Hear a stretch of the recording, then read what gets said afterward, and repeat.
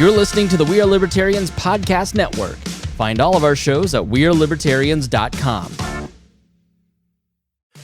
We thought you might like to know that there is a women's shelter here in Indiana that is empowering men, actually, to help change the societal problem of violence and domestic violence.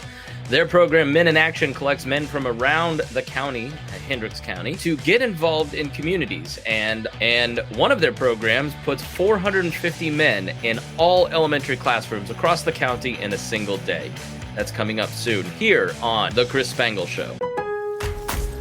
Lowe's knows how to help you get the most out of your store run. That's why members save more with MyLowe's Rewards. Earn points towards MyLowe's money on eligible purchases. Get access to member-only deals and free member gifts. Plus, unlock free standard shipping when you reach Silver Key status. So what are you waiting for? Join for free today.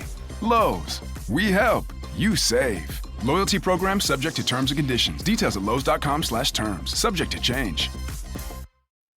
You know what's smart? Enjoying a fresh gourmet meal at home that you didn't have to cook.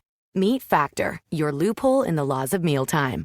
Chef-crafted meals delivered with a tap, ready in just 2 minutes. You know what's even smarter? Treating yourself without cheating your goals. Factor is dietitian approved, chef prepared, and you plated. Pretty smart, huh? Refresh your routine and eat smart with Factor. Learn more at factormeals.com. Melissa Echerd of Sheltering Wings, thank you so much for joining me today.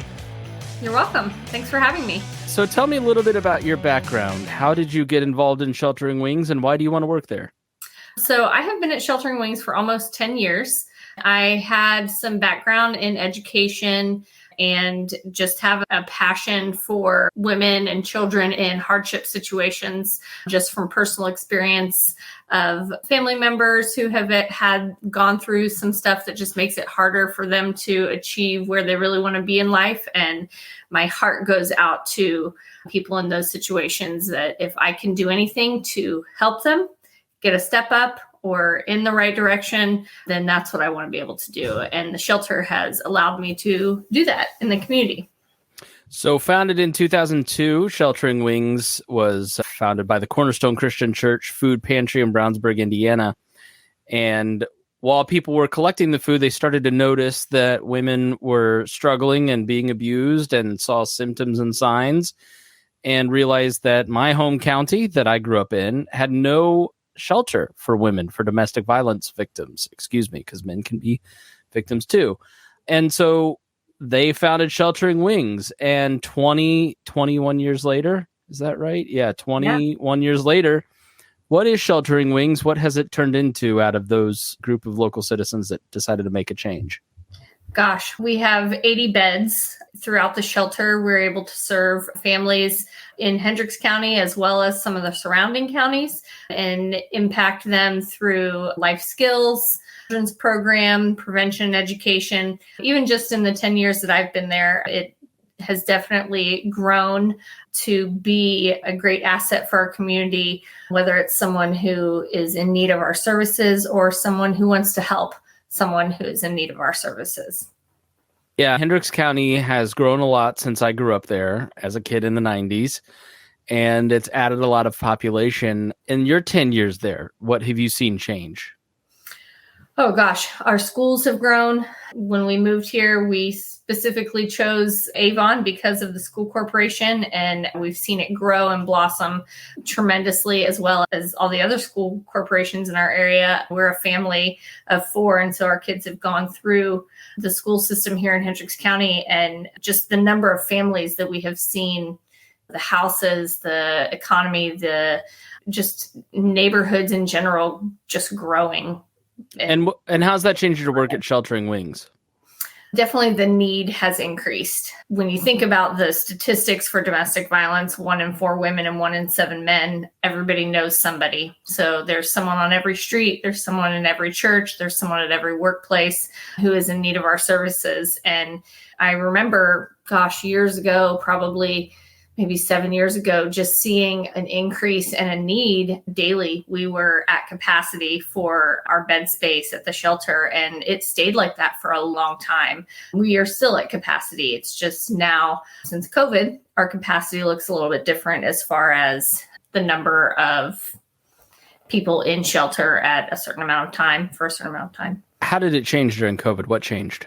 We had a lot of people who their option was to stay with their abuser in their home or to leave and go to community living, where the likelihood of catching COVID was higher. And that was very scary when it first hit. And so we had a lot of people who didn't leave. They stayed with their abusive partner. And so our numbers went down.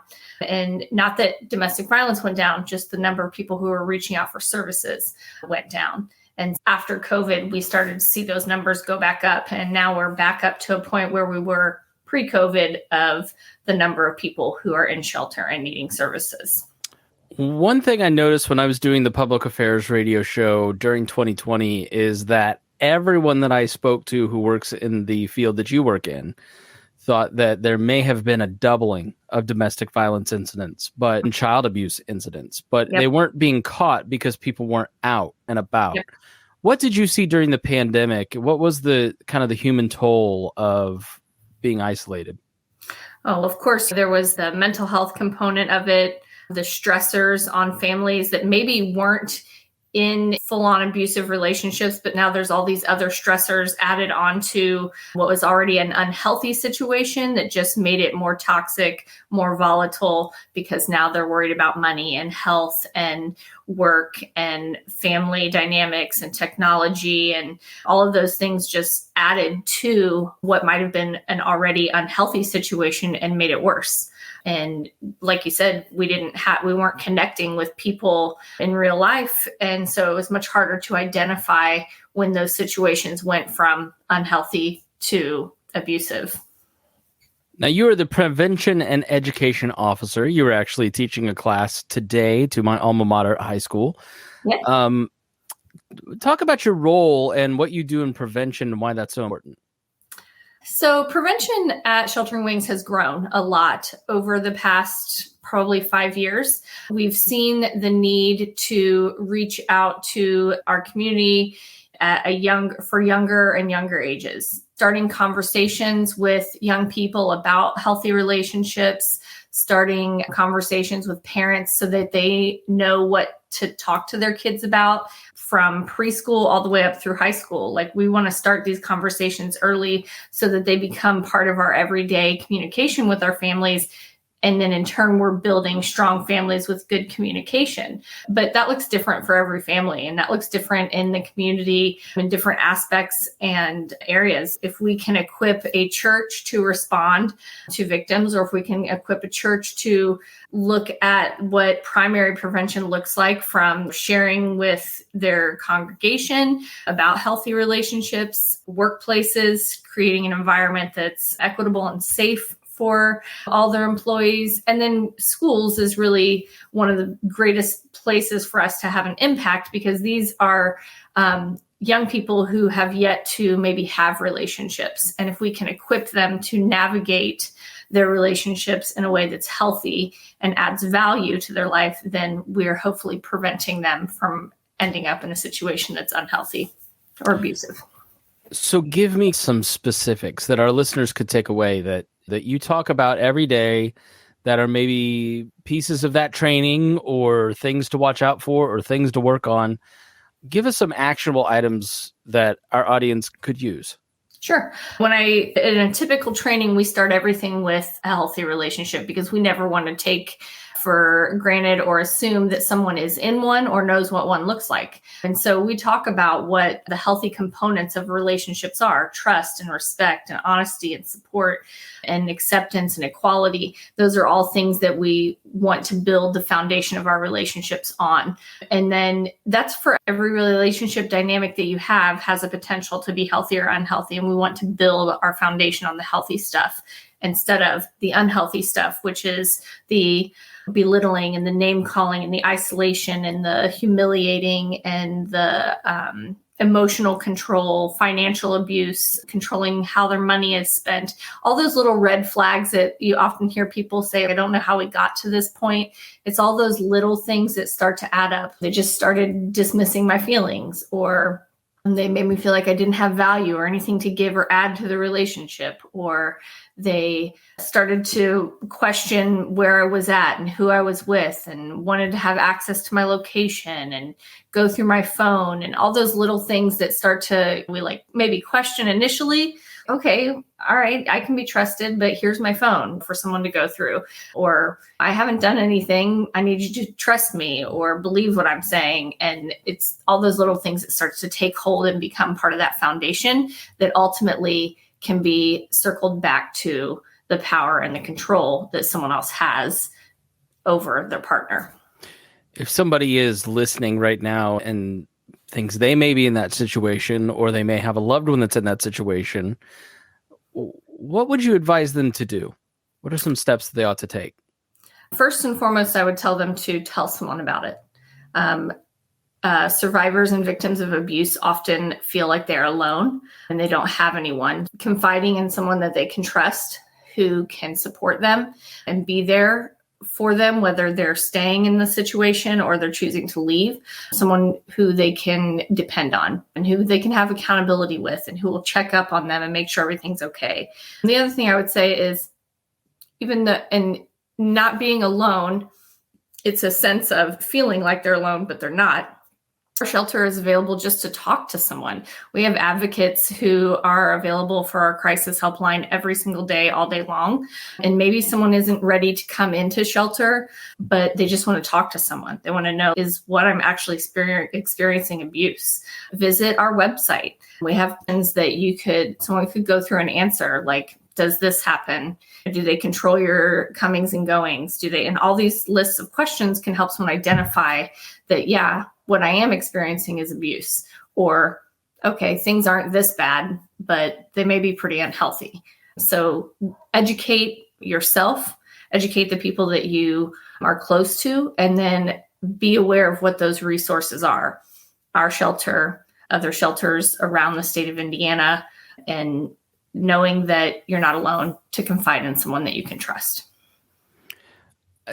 So I think a lot of times people have a stereotype of a person who might go to a shelter or someone who might experience abuse as poor woman who is a woman who's medically disadvantaged, who is living in a very violent situation. Obviously, Hendricks County has poverty. Every community does, but it's middle class to upper middle class area. I think some people might not expect themselves to be in some of those situations, and they may be having feelings long before it gets violent. When I don't know if you talk to folks who are suffering domestic violence or abuse, what do you say to them to get them to come in, to maybe think about their situation differently and encourage them to take some different steps? Sure. So even like before it becomes to like a professional who can wait for someone and encourage them, even just as a support person, as a friend, when you know the signs and you can start to see things that just seem off, or you're questioning like what's going on here, even if someone has confided in you, I always like to use the statement, say what you see. Say what's happening, say what has changed, say what you observe, because you're not trying to allude to anything. You're not trying to tear down their partner. You're just saying what you've seen happen. Like, you've become isolated. You don't ever spend time with your friends anymore. What's going on? You've given up the things that you used to enjoy doing. What's happening that has caused you to give those things up? When we say what we see happening, we're making an observation. We're not accusing anyone of anything. We're not implying anything. We're just observing what we see happen. And in those observations, we can say, I'm worried about you. I'm afraid of what's going on. You've become isolated. And in that, we're expressing that we do care and we are concerned about someone. And then we can, hopefully they're willing to confide in us. And if they're not, then you just keep questioning, keep asking, keep checking in, having that consistency with them. And then if they do confide in you, what do you say next? I think a lot of times people will ask the question, why are you staying? You have to leave. And those can for a victim, feel very much like victim blaming statements. If all we do is just reframe our communication and how we ask those questions, like, I'm afraid of what will happen if you stay, versus I think you should leave, or you have to get out of it, is just the slightest reframing of the question can help a victim feel supported and like you're not judging them. And then if someone calls the shelter and they are questioning if what they're experiencing is abuse, we have a series of questions that we go through that are yes or no questions. They don't have to give any other explanation other than yes or no, this has happened or it hasn't happened. And then based on their answers to those questions, we can let them know, you are in an abusive situation and your situation may be dangerous. Here's what we can do for you. Maybe they're ready to come into shelter. Maybe they're not ready to come into shelter. And then we help them create a safety plan so that they can be safe if they choose to stay. Would you recommend like a single book or a website that people could look if I just want some personal training? As I've had those conversations with friends, both male and female, about their relationships, but I've had a lot of those conversations. I'm 39. If you're younger and you're somebody that your friends rely on, or you have somebody and you just want to know a little bit more before you have that conversation, what book do you recommend or website? Book would be hard because I've read lots of books, but there are some, I think books tend to be a little bit more specific when you're looking for general or broad information. Obviously, the Sheltering Wings website, shelteringwings.org, we have tons of information on there about abuse, what it looks like, questions to ask, downloadable safety plans, all that stuff can be found on our website for anyone who's experiencing abuse. But for someone who's younger, like in the 16 to 20 category, there's a great organization called loveisrespect.org. That is the National Teen Dating Violence Coalition or organization, and they just have tons of information about young relationships, new relationships for young people as they are trying to navigate, is this abuse? What do boundaries look like? When is it time to end it? Things like that. And they've got quizzes, so yes, you can check that out. I'll put that link in the show notes so you can take some quizzes and maybe find some answers. So rarely do I wake up on Facebook and go, oh, this is interesting and positive. So I woke up this morning and I saw the very first thing when I woke up was Sheltering Wings sharing a post, which I've never seen you in my feed, but it was saying, hey, we've got spaces left for men to come and read to schools. And I went, what is this? And it immediately made me stop. I'm in the middle of reading a book by Richard Reeves called Of Boys and Men that's talking about how men are struggling and then the bad effects that causes. Again, men go through abuse too, but by and far, I have noticed it with my female friends. Every partner I've ever had has had that guy in their past. And it really seems to me that fixing men, or a segment of men, a percentage of men, would go a long way. Yeah. And so I was really curious about your Men in Action group, because I've talked to a lot of shelters for this program, but I've never had a group that has a men's component to it. And I'm really curious to know what Men in Action is. Yeah. Men and boys can have a huge impact on ending domestic violence and violence in general, because men tend to be the leaders in our communities, the leaders in our homes. And so when a man is leading well, then we will see the benefit of that leadership as it trickles down to the younger generations. Men in Action was born from a thought of, if we could engage the men who are already leading our community well and help them to be intentional about their leadership when it comes to the prevention of dating violence, domestic violence, and violence in general, we might see some progress made. We might be raising up young men who have a leader to look to that is based on integrity and respect and honesty and trust, those key things that help a man to be the best man that he can be for his community, his family, children, neighbors, anyone. And so the kind of Men in Action came from that concept of, what would that look like for our community? What does that look like for engaging those men?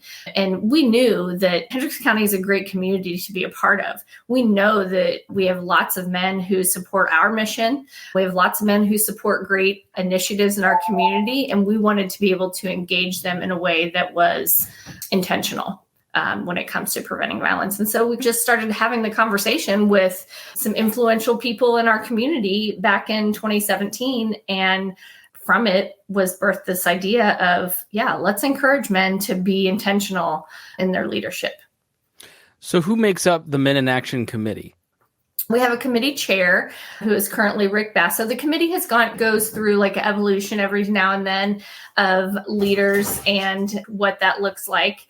We have a committee chair, and then we have some committee members. And so currently on the committee is Rick Basso. He is our committee chair. He's a Hendricks County native. We've had some other like Jack Sadler, Durr, Sean Wilson. Are these folks who are like, give me like maybe where they stand in the community.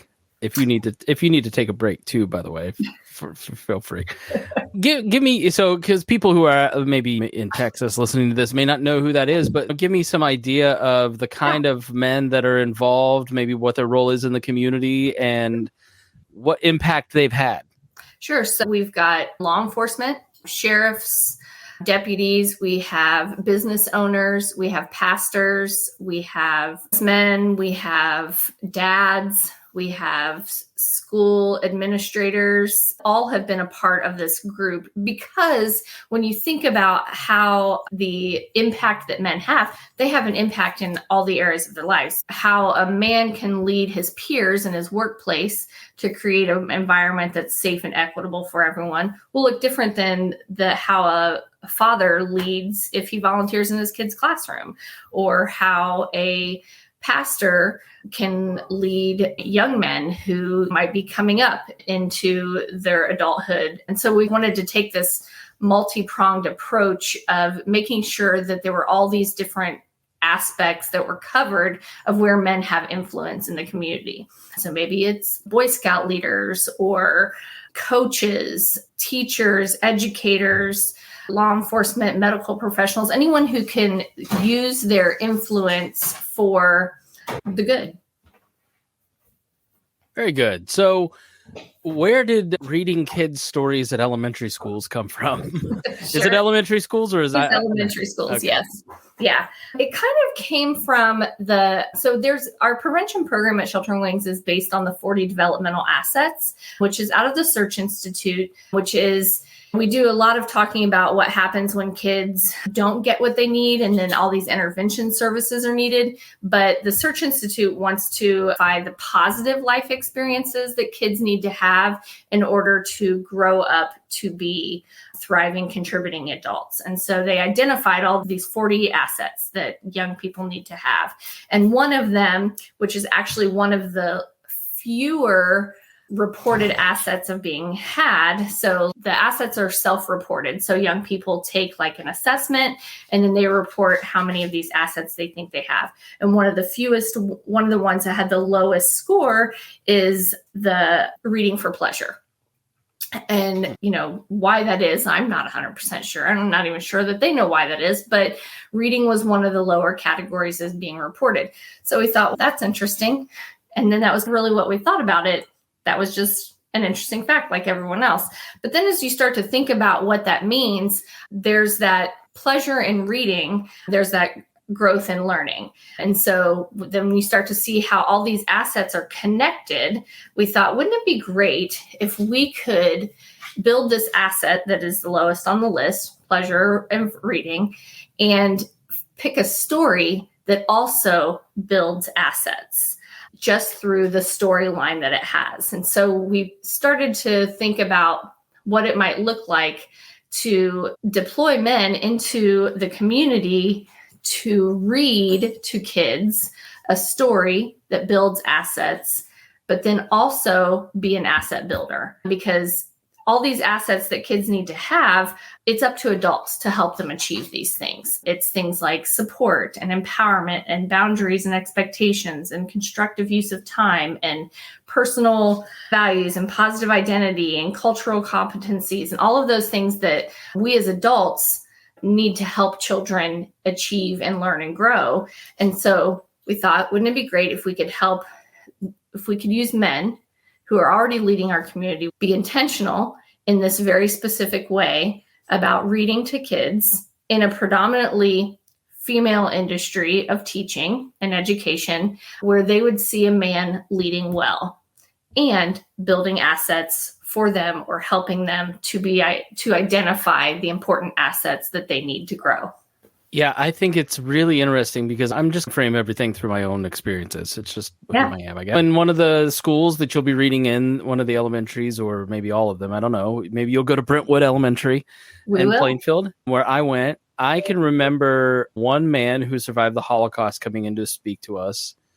I can remember people coming in and speaking to us. When I think back on my elementary education and my education in general, it is largely female. And nothing wrong with that.